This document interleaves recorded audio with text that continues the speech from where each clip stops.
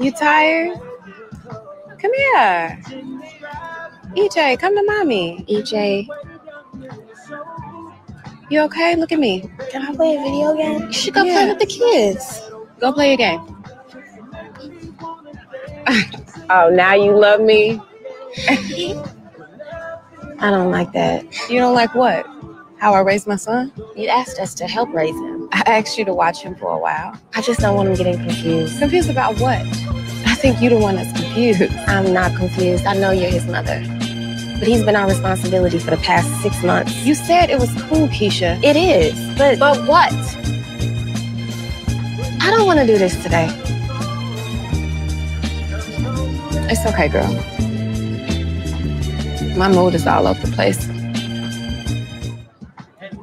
Yeah, I can't imagine what this experience has been like for you. It's a quarterback. You get all the notoriety. You get paid all the money. Brett Favre was a cult-like, iconic figure. People say he was a football god. There are a lot of reasons why you might question Brett Favre's inner goodness. Allegations that he sent lewd texts and photos to a New York Jet employee. Brett Favre ultimately destroyed my life. In the life of Brett Favre, not everything is what it seems. He starts to go through life thinking, I can do whatever I want. At what level does that stop? I was at a game and someone said Brett Favre wanted my phone number. And I just kept saying no. I started getting text messages. And then I started getting voicemails when I was like, oh, I'm in serious trouble here. How did you come up with that? Maybe we shouldn't be surprised that he got caught up in a federal welfare misappropriation scandal. You take money intended for the poorest. I don't know how he sleeps at night. Everybody wish they could be an NFL quarterback. You get all the notoriety. You get paid all the money. Brett Favre was a cult-like, iconic figure. People say he was a football god. There are a lot of reasons. Good morning and welcome to another edition of Let It Be Known. I'm your host, Stacy Brown. Peace and love, everybody. Happy Friday. I'm Niele Anderson, and we have a lot of headlines to jump into today. You just saw the welfare king, Brett Favre. Welfare king. Wow, I like that one, the welfare king. But no one, we always got smoke for the Diddy's of the world, except, but nobody got smoke for Brett Favre. I remember it's easy to forget because we don't talk about it. People don't talk about it. The lewd text messages, the alleged assaults when he's with the New York Jets. And I'm sure it goes back to Green Bay Packers. And then, of course, the huge $100 million welfare scandal out of Mississippi, in which he allegedly is a part of. We know that he got money from it. He claims he paid some of it back. But Brett Favre, where's the receipts? Right? Where's the receipt? Yeah, he does not get the smoke that others have been getting, and that's a problem. Right. And the audio you heard before Brett Favre was The Shy. That was last night's episode. I just know Keisha was talking and the other baby mama. And shout out to The Shy because they just were renewed for season 8.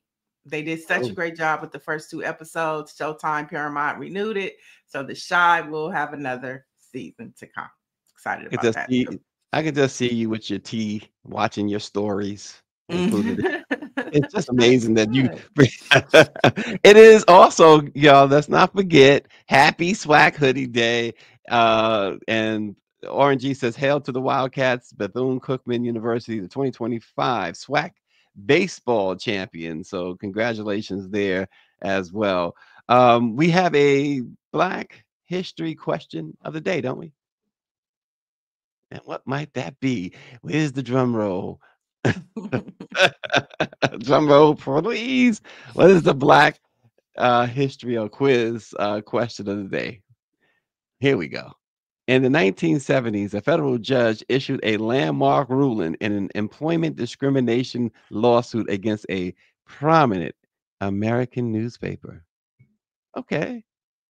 Wow. It says a decision that helped shape civil rights law. Identify the paper. I'm going to go out on a limb and say the New York Times. And the judge. Okay. Wow, who might that be? Y'all tell us. Who might that be? Who might that be? Neil, so some might have a problem with this. I don't know what to think of this. I might have a problem with it, but uh Jamal Bryant has called for a consumer boycott of Dollar General after what he called a successful Target boycott. He is encouraging consumers to boycott Dollar General for its quote predatory business practices. He says we chose Dollar General because it's 3 times larger than Target and Walmart combined and has never given to any organization within the Black community. Um, so I don't have a problem with the boycott or whatever he's calling for Dollar General. My issue is, have you moved on from Target when I don't see anything tangible? I see that Black consumers have hurt Target. Yes, without question. Well, that's They've hurt tangible.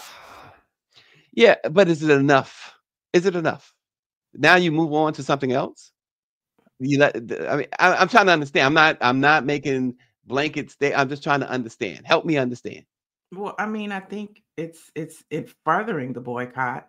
I would be interested to know who the we is that he's referring to.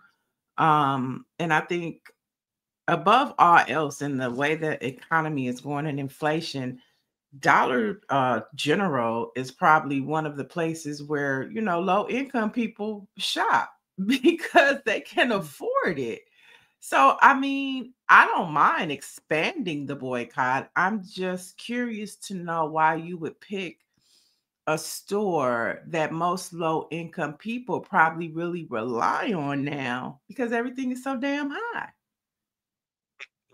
Well, that too, that and they are in, they have strategically placed Dollar Generals in food deserts, and so while it is And they like you need said, them. They need them. right, but there's nothing healthy, right? You I can't mean, get they have any. eggs, they have milk, they have water. I mean, they have things that they have essential things, and then they have all the other stuff, but they have dish detergent. They have Comet. I mean, they have a lot. They have, toilet bowl cleaners. They have dog food. I mean, they do have things that people use. It's Oh not big my. here. It's not big here on the West Coast, though. It's really not. But I mean, it's Yeah, just an listen, I don't. interesting choice to me. I It's mean, an of all interesting things to choice. choose, He said that they have also bowed to Donald Trump's DEI initiatives, well, but everybody has done that. yeah, you got so many, and I just again, I think that until you say they've accomplished some tangible things, and you can't argue with the fact that that means that Target has been hit. But the Philadelphia Tribune publisher Bob Bogle has said this. Um, they might have been hurt, but not hurt nearly enough because they have not gone back and changed anything. They have not carried out what they are supposed to, what they pledged to do in 2021. And until that happens, I don't see that you've accomplished your mission. Well, I didn't hear anywhere where they said they weren't boycotting Target anymore. I didn't hear that. I just heard that they were increasing and adding another store. My question is, why Dollar General? Why Yeah. not Walmart? Why not Walgreens? Why not CVS? Why not the stores that participated in the fentanyl crisis? Yeah. Well, I mean, what I think your points are valid. I still don't think that I still think that now that you're taking at least some of the focus, if not a lot of the focus off Target, I think you're letting Target off the hook too easy. I don't think that I the don't hear black that. I don't hear yeah, that at all. yeah. I understand. I believe that is a signal that people will take that way and that you will see less pressure on Target. I just think that I don't that's hear how that. it's going to work out. You The don't hear website it, is still, but the website right? is still there. The advocacy is still there. People are still pushing for that boycott. And so I don't see it going away. I see Jamal trying to expand and maybe get out of the and maybe trying to have a stake in something that he's doing, by himself, because there are other people attached to the Target boycott, which I think is a beautiful thing. But I just don't understand the Dollar General. I mean, of all Targets, I mean, Yeah, you for don't lack of a better understand the term, general well, I part, and just don't I don't get understand the the shoes in the Dollar General, but I think yeah. you should expand it. Why not Walmart? Walmart is Well, scared. There was an I article don't. that came out Mhm. that a lot of corporations like Walmart, they are having conversations because they're afraid that they're going to be next on the list to be boycotted. So But you're giving them nothing to be afraid about when you don't follow all the way through. I want to see Target say, okay, we promised this 200 something million dollars or whatever it was. And let's do that. I listen, I understand you're satisfied with how they're doing this. I'm just saying that there are other people that are out there who's saying the same thing that I'm saying. I just think it's just a wrong move at this time. That's so how I don't look at it. expand it. So you don't think they should expand it. They You should can, just stay focused because on you're not Target. putting. Yeah, if I'm Walmart, I'm like, okay, yeah, it's like that's like Bob Bogle said. You didn't really hurt Target. If Target was hurting, Target would have capitulated to us. You got to keep on. You got to keep the pedal to the metal. And But they then are. Walmart, and then I don't think they are. Walmart, and others would say, wait a minute, we better do something. But they We are. Did better. you read the articles that came out this week? They I are have saying read that. them. We've talked to That's what they're Target. saying. I'm not talking about Target. I'm talking about Walmart. Walmart, I've there are read what articles Walmart is, but Walmart is not rolling back their DEI. but They they are may be saying, concerned. They're of course, concerned. Target said they're concerned. But it does not move the needle, if you ask me. But that's just that's my point of view. I get it. I just don't. I think it's a wrong move. That they can keep expanding because there's so many companies, Neil, as you know, that have done this. But Target, you can't lose sight of what made Target the number one Target. Is that the pledges that they made that were supposed to go into effect this year, and all of a sudden, oh, psych, fooled you, we're not doing it. And they But were right there with nobody George said Floyd. that. Nobody said that they're not doing. I have Sometimes you don't have to say certain things. You give all. Jamal Bryant leads this thing, and then he's telling people, "You're right." He never said we're not going to stop with Target. We're going to keep our eye on they're Target or adding whatever. another But store. to me, it's telling. There's many people who have interpreted it the way I'm telling you, and it's a mistake. I think it's a mistake. But uh, I mean, I listen, just think you can walk and chew gum at the same time. you can, but people don't. You can, but people don't. It's common sense ain't always common. We know that. So that's Yeah. I just think this is a mistake. I talked to Dr. Chavis last night. He thinks it's a mistake, and he's I going to just make think some public I just statements don't about like it. the choice. I just don't like the choice. I mean, I don't mind. Let's add another store. I just don't like, I mean, of all choices to make, um, I just don't get Dollar General. Yeah, People really need products out of that store that they can afford, you yeah, know. yeah, absolutely. Who's at that table? I I want to know who's at the round table because I But would he have said expected. Dollar General he says by his research Dollar General is more impactful than Target and Walmart combined. Well, I think that CVS and Walgreens should be targeted because they're part of the fentanyl crisis. That's what I want to know. Who's at the table picking the next boycott? Because I wouldn't have picked Dollar General. I'm not mad at the expansion of a boycott. I just don't know about Dollar General. And it's interesting that, and I don't know why, but Dr. Joni is saying that a lot of people, especially people who aren't in Minneapolis area, don't seem to even know that there is a Target boycott. She says she's told plenty of people, and they act shocked or just shrug it off. Um, And yeah, there's another they're point. certainly.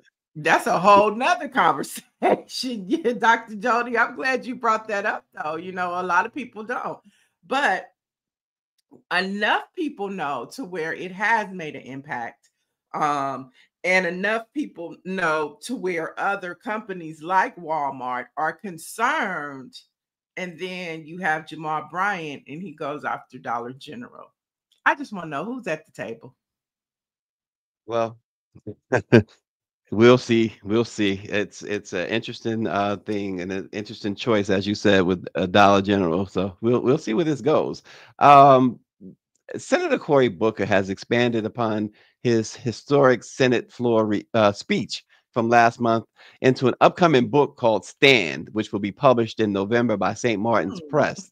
In April, of course, he made headlines by delivering the country's longest continuous Senate floor speech, just over 25 hours. I just, I don't like the optics of this at all. I don't like the optics at all. But again, my point of view, I don't like the optics. It's crazy stuff to me. It's interesting, and it changes the narrative of standing for democracy to standing for profit. You know, there you go. There you go. I don't understand. Maybe let me put it this way: with understanding that you got this dictator in office and he's doing whatever he wants to do, and folks are scared. And this is another way in which this guy is. Maybe Corey's thinking, I need to make all the money I can and get myself prepared for the worst. Is that the thinking behind this? Because it does now take away from what you did last month. It puts some sort of asterisk next to that. Yeah, it's definitely interesting. You know, we already were side-eyed about him last week for voting to confirm Jared Kushner's convicted daddy as an ambassador representing the United States across the sea in foreign affairs. So, I mean, this just feels like, like you said, it puts a question mark on intention. And if anybody knows how to play a long game, it's Cory Booker. So was this the intent the whole time? I'll do this 24-hour filibuster. I'll write a book about it, make a profit. Yeah, because so tomorrow, who's going to start to filibuster, and go 26 hours, and now they got a book with St. Martin's or Simon and Schuster or somebody.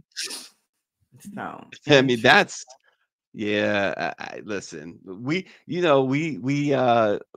the Black press does is support Black endeavors and Black folks who are trying to take the lead, who are whatever. But we also got to call out something that just smells wrong. For sure. And this just doesn't smell right. It does. Like, did he already have the book written?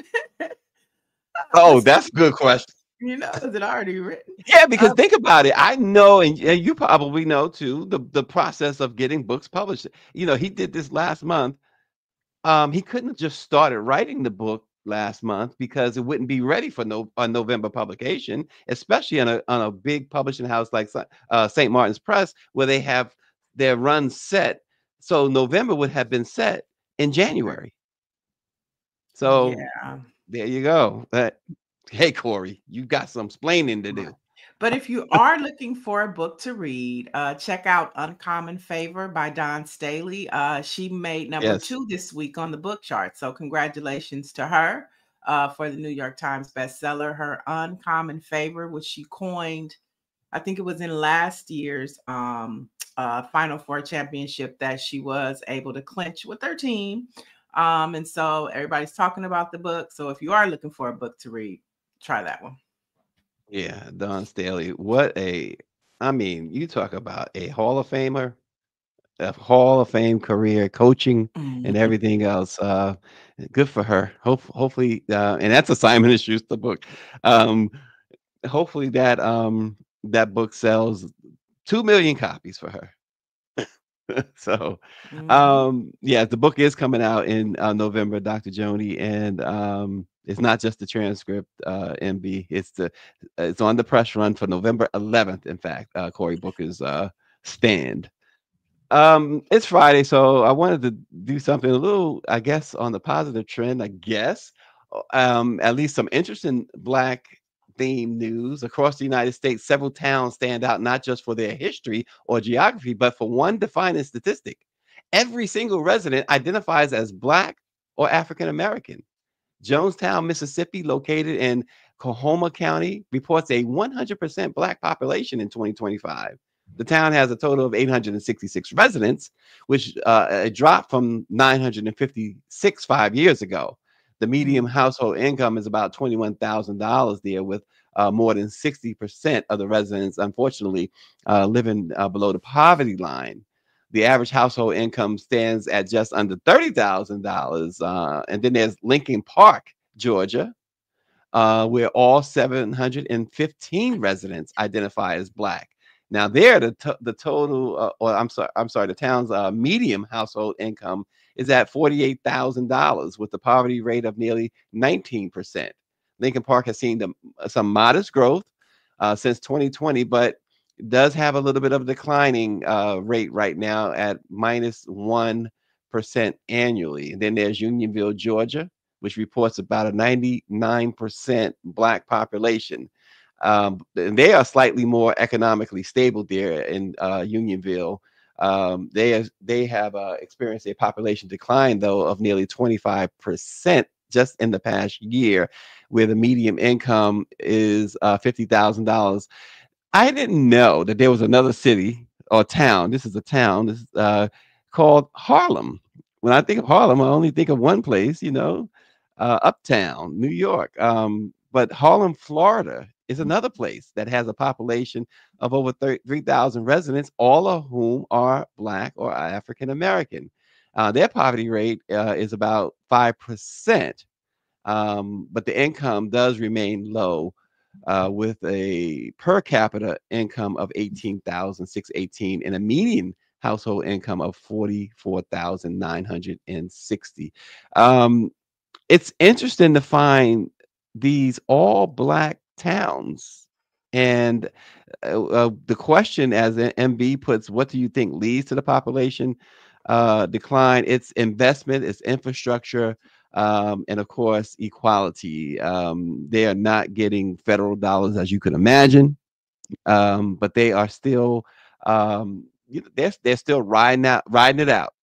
I was interested to see that Lincoln Heights, Ohio is not on there. That's the oldest Black town in the United States. We had one of the council members on. They're protecting themselves, remember?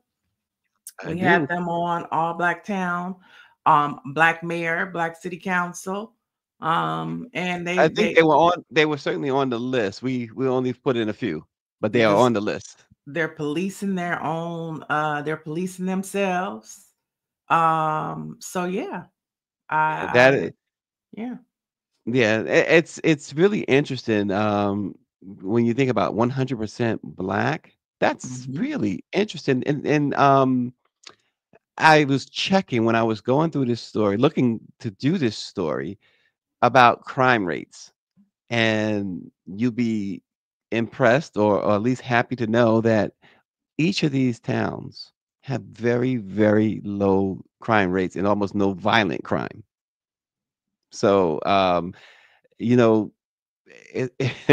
it's interesting that folks want to, other folks want to cast these dispersions against Black folks, and and say all the racist things they say. But boy, oh boy, let us live together like that. They don't want that, and that's why you don't have the infrastructures. The states, to forget about the federal government, but the states are not putting any investments in these towns. Of course not, especially now that we have a Klansman in office. Beware. It's pathetic. Beware. It is Get like absolutely Lincoln Heights. Be ready. They were ready for the revolution. They was ready, and they was like, y'all can televise it. But what y'all not gonna do is come up in here with them masks and them swastikas terrorizing our kids. Oh gosh. Okay, so some more headlines and trending news I know you got. For sure. So of course we have an update for you. A cash reward has hiked to $50,000 as the manhunt continues for 2 New Orleans jail escapees who are still at large. And here's what we know so far. 8 of the 10 inmates have been captured.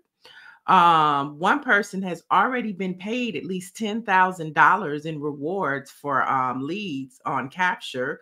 2 more people are set to be paid soon.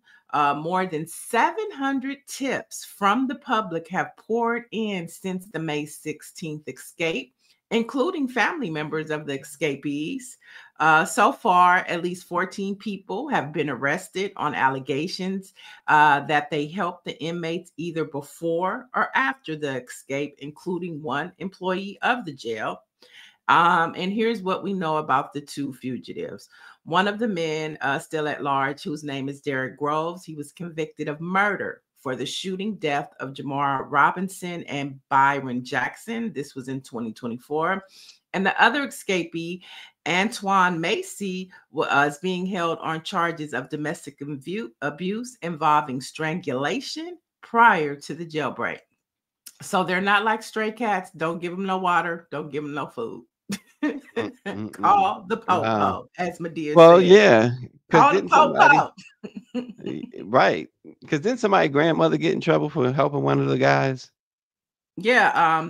It was like 14 people have been arrested so far, and some of those people are family members or girlfriends, you know.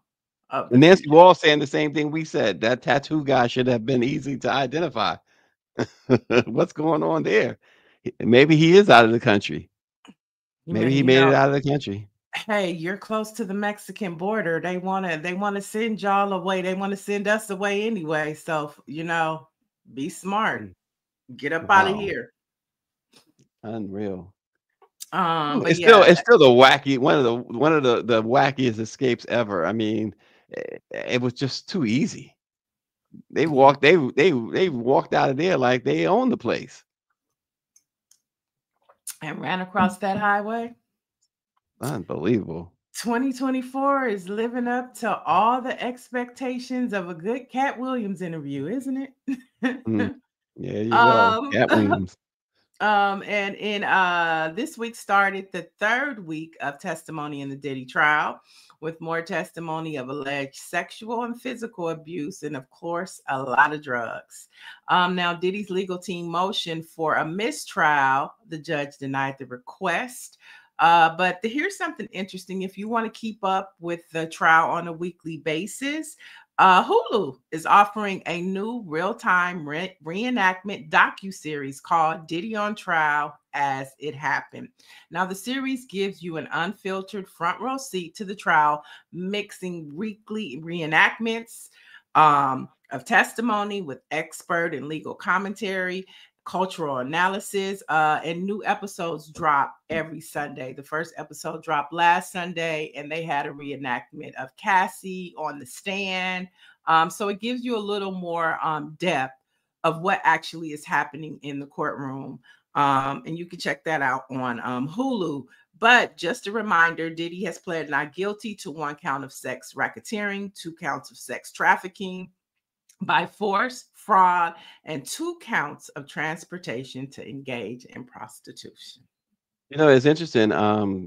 The Hulu thing, I remember during the Michael Jackson trial, Court TV did that as well. They had actors because it wasn't a televised trial, just like this is not televised, and they did that. They had actors, and I actually testified in the trial, and I couldn't wait to get home to see who was playing me. So Well, who played you?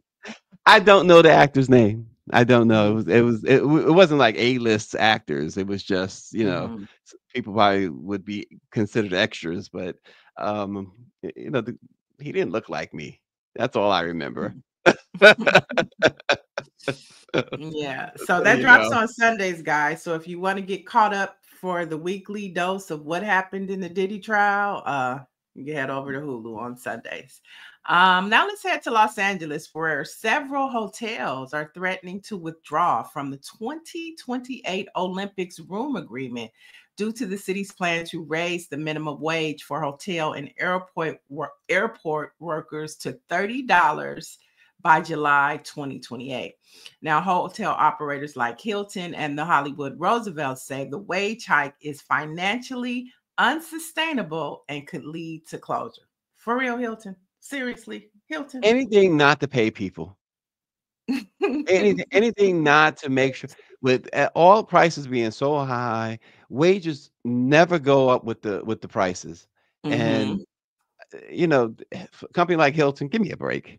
Right. And the Roosevelt, Hollywood Roosevelt, I'm not sure who their parent company is, but I'm sure it is, a corporation that can afford to pay these people. And to your point, yeah, I mean, if inflation is high, why can't wages go high? So it'll be interesting to see how Mayor Karen Bass handles this situation. Of course, the LA County Fed, who was led by Karen Yvonne Wheeler, African American woman, first African American woman to hold the position to run the LA Fed out here. I'm pretty sure they're going to have a lot to say, along with April Verrett, the president, international president of SEIU, another Black woman that came out of LA, got Black women in charge. I'm pretty sure they're going to be on top of this and making sure that hotel workers are protected and they get their $30. They deserve it. All this money that is about to flood our city, all this money, all these athletes. Hilton probably has contracts with athletes to stay in their hotels, or the coaches or something. Come on, y'all. You could pay these people. Oh gosh.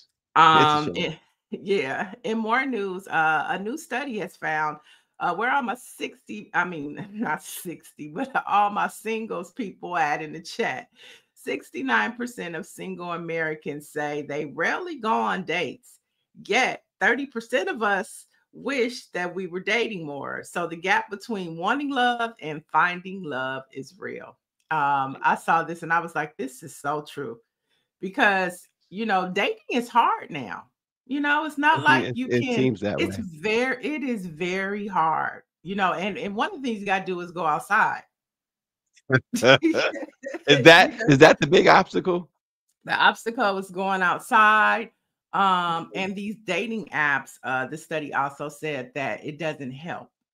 You would I think that thought, dating, it doesn't help. yeah, I thought so. I thought more and more people are finding, their other half, as it were, on dating apps, more so now than ever before. No, dating apps don't work. I remember during COVID, my friend talked me into getting on a dating app, and I did. And then I saw somebody that I knew, and I was like, "Get me off of this app." So I gotta tell you this story. You talk about seeing somebody you know. So I was what was it, like 18, high school. So really good friends. One of them turned out, she was gay, but she was hiding that she was gay. She confided in me that she was gay, and she introduced me to her girlfriend, and her best friend didn't know she was gay. She told you, but not the best friend. Not the best friend, right? Okay. And so it was New Year's, so we all looking for something to do. So we rent this limousine, and we picked these two clubs to go to, and we go to the club, can't get in. The line, we all are like-minded. The line long. So her best friend is with her boyfriend, and she's with her girlfriend. With her best friend thinks it's just another friend. It's me and another guy. And so we go the club, and we can't get in clubs. We was like, okay, let's just go. We were gonna go to the Marriott and have a little champagne party. And her girlfriend, the one that told me she was gay, her and her girlfriend like, oh, we know of a club.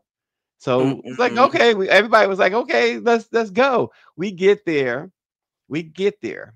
and it turns out it was a gay club, right? Okay. And we didn't know walking in, and homegirl who didn't know, she was like, oh my God. And then we were all like, oh my God. You go one floor, there was all women, the next floor was all men, and you had Madonna video playing, and you had this.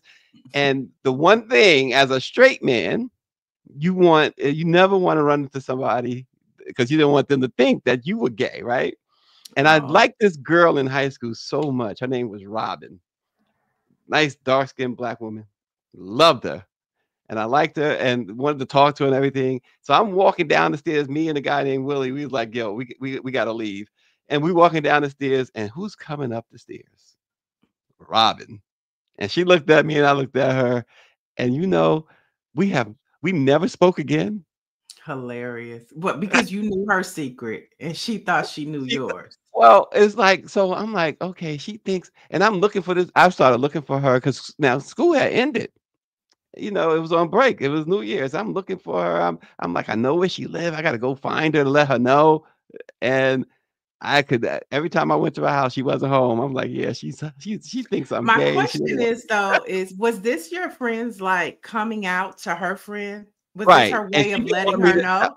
right, and she didn't want me to. Okay. Well, I didn't. But the club part was not included. She was gonna tell her. She told me on her own terms. She wanted to No, tell but me I'm because saying was going to the club her way of telling her friend. no, because that wasn't planned. Because we had Okay. 2 other clubs in mind, and we couldn't get in. And so she was gonna tell her after because we had this whole night planned, go to the club, and then we were gonna go do the champagne thing later at the Marriott, and that's where she was gonna tell her. And Okay. I was like, oh my gosh. Oh man. So to this day, to this day, this girl Robin is out there in the world probably saying, Oh yeah, gosh. yeah. Robin, are you watching Robin? I'm a married man with kids. And look, it's a lot. Have you read The Invisible Life? It's a lot of married men out there that are on the Tell me, DL. right, right, right. Anyway, I just thought I'd share that when you said that because you sometimes you're getting spots you never think you'd be in. Right, for sure, for sure. So anyway, what else you got? Oh, the black card. What's the black Yeah. card for Oh, no, I today? thought you had something else. So the black card is easy today. Rapper Jay French. Yeah, some of these rappers I just don't know, but this guy is just all off the chain. He's probably a friend of RNG. Who knows? Nah, he couldn't be a friend of RNG's.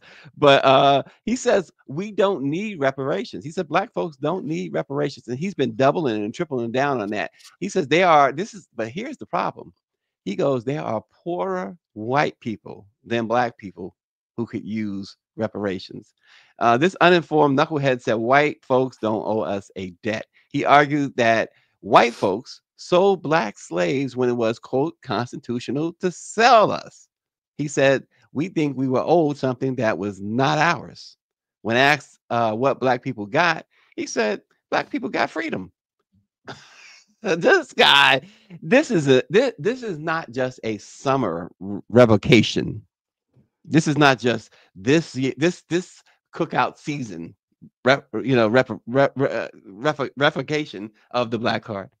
This is a permanent removal of this guy's black card. Paint him white and put him in a KKK party. This guy is done. I mean, come on. I mean, So if you don't want reparations, that's fine.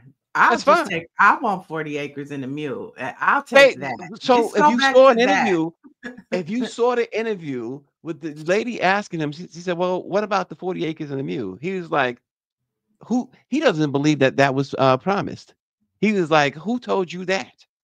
Yeah, I think And they don't owe us nothing. well, that right there makes me understand his illogical way of thinking. He doesn't know his history. He doesn't know. I mean, He doesn't and I want to mean, I know, think that obviously. says it. That says it right there. He doesn't know his history. If he didn't know about the whole concept of 40 acres in the mule and the evolution of what reparations looks like Mm-hmm. today, then that's it. He doesn't know his history. He doesn't want to know his history. And I'll tell you, one of the questions that the interviewer posed, she asked him about, did you read this book and that? And she said about the authors of these books, she's like, who gives them the authority? This guy, I mean, woo, I had not witnessed that level of ignorance when it comes to the topic of reparations ever. The level of ignorance on him is so off the charts. You gotta wonder. There was a guy, now here I go reminiscing again, but there was a guy in my 11th grade class. I'll never forget him because we would wonder why Jeff never does any work. We would talk to Jeff, don't do, and he would laugh at us. And we go play basketball, and we'd say, "Okay, gotta get home, get some homework done." Jeff says, "Y'all crazy. Y'all be working hard in school. y'all be doing homework and like, what do you be doing, Jeff? He said, I ain't worried about that stuff. The world gonna end.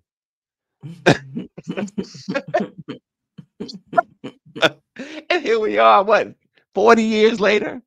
We still here, Jeff. I hope Jeff is still around. Yeah. But Oh when my people don't God. know it, I mean, when people don't know, it exposes their ignorance. I mean, look at Donald Trump. I mean, it's a lot of people who don't know. They're just ignorant. They're just stupid. And I just want to say, I think by him saying he didn't believe in 48, he doesn't know his history. He probably doesn't even know about Juneteenth and Emancipation Proclamation. He probably doesn't even know each state was ratified with the Emancipation Proclamation in different times. He probably thinks that all of the slaves was just free at one time. He probably thinks that when they said slavery was over, all the masses let everybody free.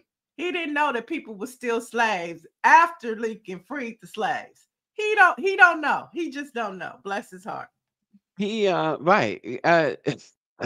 Listen, even if you are crazy enough to dismiss what happened to our ancestors, and even if you are, that aloof, look at even more recent history, the redlining, the gentrifications, just look at recent history to see that the mass incarceration.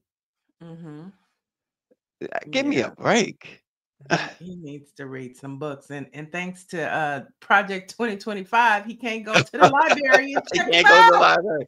Oh Lord, he's cooked. He's totally cooked. And I don't know who he, who is his label. Are there still he's a record labels? rapper. He's a rapper. He might appear with Kanye. You never know. Oh, rapper Jay French. Yeah. But never know with that attitude, with that outlook, Kanye will put him on his tour. I don't know his music. They will perform to Nazis. So there you are. Some Black history facts. On this date in 1943, Gale Sayers was born. Sayers would go on to become the youngest player ever to be elected to the NFL Hall of Fame. He once said, "Give me 18 inches of daylight. That's all I need." And that quote really tells the story of what made him one of the most electric players in pro football history. He died at the age of 77 in 2020, but he dazzled the NFL and its fans with his dizzying array of speed, agility, and vision. He was known as the Kansas Comet during his playing days, and he won NFL Rookie of the Year honors in 1965, edging out his teammate and fellow future Hall of Famer Dick Butkus.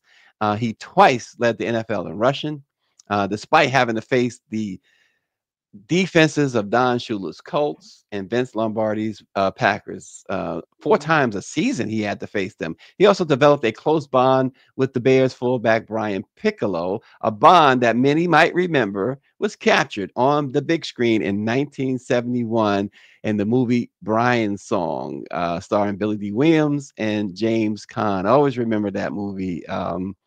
It was Billy, we watched everything back then.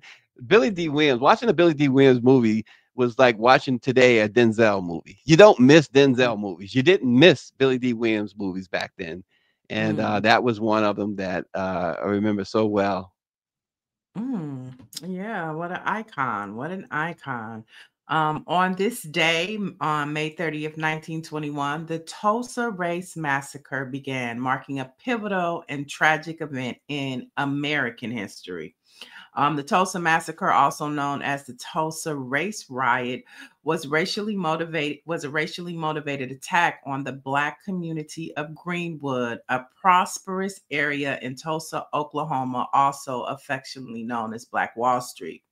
Now, Mother Viola Fletcher, the oldest survivor of the race massacre, is 111 years old, and she still has hope that justice will be served. Take a look at this video by her attorney, Demario Solomon. It's a special, special day as we celebrate the legendary Viola Ford Fletcher. And it's not just special because of her 111th birthday, which is unbelievable, right? But it's also special because 5.5 years ago, when I first sat down with her, 40 minutes from here in Bartlesville, Oklahoma, I was sitting with her telling her I wanted her to join me as we continue to fight for justice and reparations for our people and for Greenwood. And she said, I'm down. Now, I'm paraphrasing. She didn't say I'm down, but essentially she said, I'm down. I told her, I said, Mother Fletcher, I cannot guarantee that you will get the reparatory justice that you deserve from the city and the other perpetrators of the massacre. But I can guarantee that I will make sure that the world knows your story and acknowledges who you are and what you've been through. And I can state today unequivocally, we have been successful. Because of our work and her being in the forefront, we went to Congress, testifying in front of Congress. She sat down with the Vice President, Kamala Harris. She had the President of the United States, Joe Biden, come to Tulsa and visit with her. We've had the Department of Justice come in and do the very first ever investigation of the massacre. We have made June 1st of every year to be the Tulsa Race Massacre Commemoration Day here in the city of Tulsa starting this year. All of that because she stood up and said, I'm willing to be out front and I'm willing to take my last few years on this earth and continue to fight for justice and reparations for myself, my family, and my community. This is amazing. I'm glad we're here. We have a restaurant full of people here celebrating her. And I want all of you to join with us at Justice for Greenwood, justiceforgreenwood.org. Join with us. Help us get this justice for this lady while she's still here and can enjoy it. Peace. Well, this is a Now, this weekend during the 104th anniversary, Tulsa will hold Black Wall Street Legacy Festival. Now, for more information on how to support the Tulsa Race Massacre's last living survivors, there's also another survivor. You can visit justiceforgreenwood.org. Yeah, we got a chance to meet her and oh gosh, the brother. Why do I forget his name? Come on, y'all. Y'all know who I'm talking about, who died not long ago. But they got their Ghanaian citizenship a couple of years ago. And it was a nice ceremony. They brought them both in and we were there to capture it all. It was really, really nice to see that happen. So it's time for the answer to our Black History Pop quiz. So what is that? Let's throw that up there again. Which major U.S. newspaper was the target of a landmark employment discrimination case ruled on by a newly appointed federal judge in 1978? Also, who was the judge? And I don't know the judge. I probably don't know the newspaper either. Constance Baker Motley, and it was the New York Times. Wow. There you go. That's a good one. No one had that. No one in the chat had that. In 1978, Constance Baker Motley ruled on an employment discrimination case brought by women and minority employees against the New York Times. They argued that the Times maintained systemic hiring practices. But anyway, landmark promotion practices. This decision became a key precedent, sending a clear message. Even prestigious liberal institutions weren't above civil rights law when it came to workplace equality. Yep, Joni, Dr. Joni says, all I knew, New York Times. I kind of figured it would be New York Times. I guessed it, but there you have it. But Constance Baker, more importantly, as the one who took the action on behalf of, I guess, those against the Times, those employees. So very good. Amazing is right. All right. So our Black-owned newspaper of the day is none other than the Daytona Times. The Daytona Times is the reliable and credible source for news and information about African American communities in East Florida. In 1969, Charles W. Cherry Sr., a Bethune-Cookman College professor, entrepreneur, civil rights activist, and later state president of the Florida Conference of the State NAACP branches, launched a website. I'm sorry, not the website, but the West Side Rapper. Imagine him launching a website back then. Which was a Black weekly. It was called the West Side Rapper, a Black weekly newspaper that serves the Black community in Daytona Beach, Florida. The Daytona Times, a newspaper that covers at least 2 counties and surrounding areas, succeeded it in August of 1978, and it still stands today, giving you news you can use in the communities and surrounding communities there in Daytona.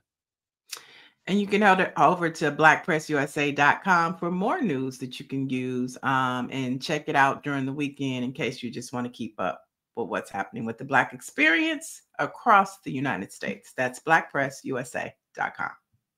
And folks, whatever you plan on doing this weekend, do it safe. We got a lot of celebration here in my neck of the woods.